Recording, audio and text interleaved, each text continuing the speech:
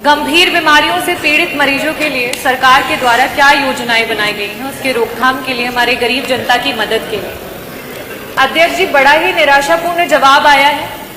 मुझे ऐसा प्रतीत होता है कि जब जब सत्र में पिछले 2.5 वर्षों में आपके विभाग के द्वारा जब भी प्रश्न पूछे गए हैं तो आपका एक सेम आंसर है कि हमने इतने जिला अस्पताल, इतने मेडिकल कॉलेज, इतनी डायलिसिस की मशीन, इतने एम्बुलेंस।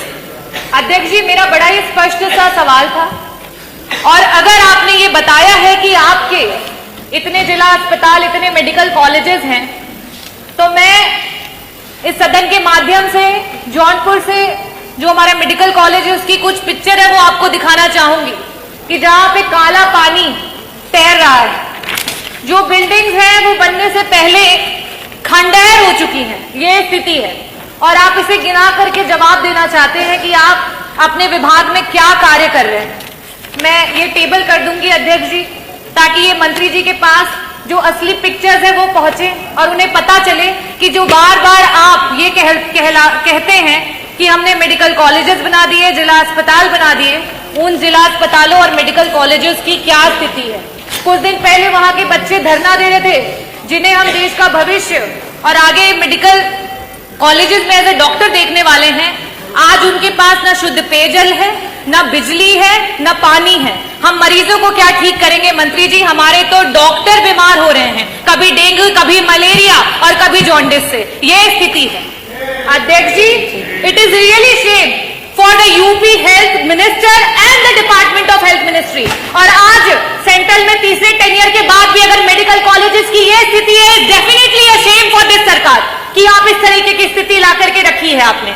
अध्यक्ष जी, जवाब में इन्हें ये देना चाहिए था कि गंभीर बीमारियों के लिए जो हमारे डॉक्टर्स होते हैं, चाहे वो पैलिएटिव मेडिसिन के डॉक्टर्स हो, चाहे आपके ऑन्को सर्जन्स हो, ऑन्कोलॉजिस्ट हो, गायनेकोलॉजिस्ट हो, न्यूरो एनेस्थीसिया डिपार्टमेंट के डॉक्टर्स हो, चाहे आपके कार्डियो सर्जन्स हो, सीटीबीएस के सर्जन्स हो, आपने कितने डॉक्टर्स को बढ़ा, कितने डॉक्टर्स को आपने बढ़ाया?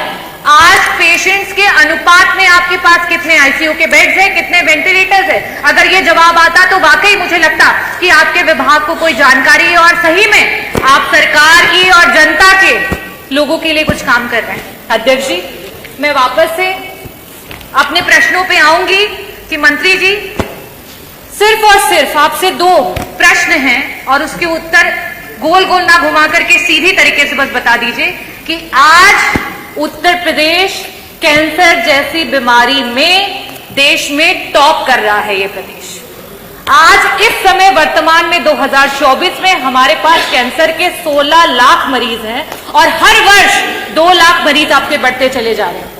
और इन गरीब मरीजों के पास ना तो पैसा है इलाज कराने के लिए और ना अस्पतालों में बेड्स। इन परिस्थितियों में अगर वो मरीज किसी प्राइवेट अस्पताल में जाता है, बड़ा बड़ा एस्टिमेट मिलता है।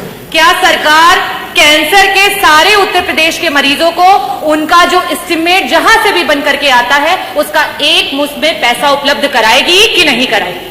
मेरा दूसरा सवाल है मंत्री जी कि आज जब आपने जवाब नहीं दिया कि आपके पास सुपर स्पेशलिटी के डॉक्टर्स कितने बढ़ गए हैं, पेशेंट्स के अनुपात में वेंटिलेटर और आईसीयूज कितने हैं, तो इन परिस्थितियों में जितने भी आपके प्राइवेट उत्तर प्रदेश के हॉस्पिटल्स रन कर रहे हैं जहां पे वेंटिलेटर्स और आईसीयू की सुविधा उपलब्ध है, उनको पीपीपी मॉडल पे, सरकार तो पीपीपी मॉडल पे बहुत काम कर रही है, जगह जगह पर आप इसके बारे में एडवर्टीजमेंट्स करते रहते हैं। तो आईसीयू और वेंटिलेटर, क्योंकि ये ऐसे मरीज होते हैं, ब्रेन हैमरेज के मरीज होते हैं, इनके पास समय नहीं होता है। मंत्री जी, अगर एक्सीडेंट हो गया, आज बीपी बढ़ गया और ब्रेन हैमरेज हो गया तो तुरंत उसका ऑपरेशन होना है, लेकिन उनके पास पैसा नहीं होता ना वेंटिलेटर पे देने के लिए, ना उन वेंटिलेटर्स पे रहने के बाद। तो मैं आपसे अनुरोध करना चाहूंगी कि पीपीपी मॉडल पे जितने भी हमारे प्राइवेट हॉस्पिटल्स हैं उनको ऐड करते हुए हमारे मरीजों को मुफ्त में इलाज और समय पर इलाज दिलाने के लिए क्या सरकार काम करेगी? बहुत बहुत धन्यवाद।